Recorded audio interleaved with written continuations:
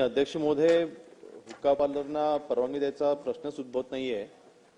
आपल्याला कल्पना आहे की आपण कोटपा ऍक्ट 2003 मध्ये 2018 साली आपण काही अमेंडमेंट करून हुक्का बारवरती आपण बंदी आणलेली आहे। हुक्का ह्याच्यामध्ये एक काही हुक्का पार्लरवाले काही हायकोर्टामध्ये गेले होते आणि त्यांनी त्याच्याकडनं हायकोर्टाकडनं एक हर्बल हुक्का ज्याच्यामध्ये टबॅको नसतो असा हुक्का विकण्यासाठी त्यांनी परवानगी आणली। आणि ही वस्तुस्थिती आहे की या हर्बल हुक्काच्या नावाखाली तिथे टोबॅको युक्त हुक्क्याची तिथे विक्री होते। परंतु अध्यक्ष महोदय, आपलं पोलीस विभाग या बाबतीमध्ये सतर्क आहे आणि आपण ह्याच गत वर्षामध्ये जवळपास आपण ह्याच्यामध्ये 50 गुन्हे आपण दाखल केलेत। जवळपास 1.25 कोटीचा आपण मुद्देमाल देखील आपण जप्त केलेला आहे।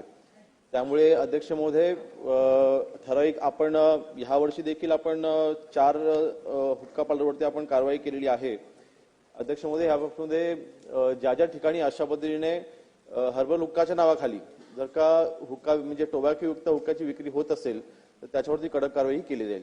अध्यक्ष महोदय, सन्माननीय सदस्यांनी ठाणे महानगरपालिकेच्या हद्दीमध्ये किंवा ठाणे जिल्ह्यामधील अनधिकृत असलेल्या हुक्का पार्लरच्या बाबतीमध्ये त्यांनी प्रश्न उपस्थित केला आहे।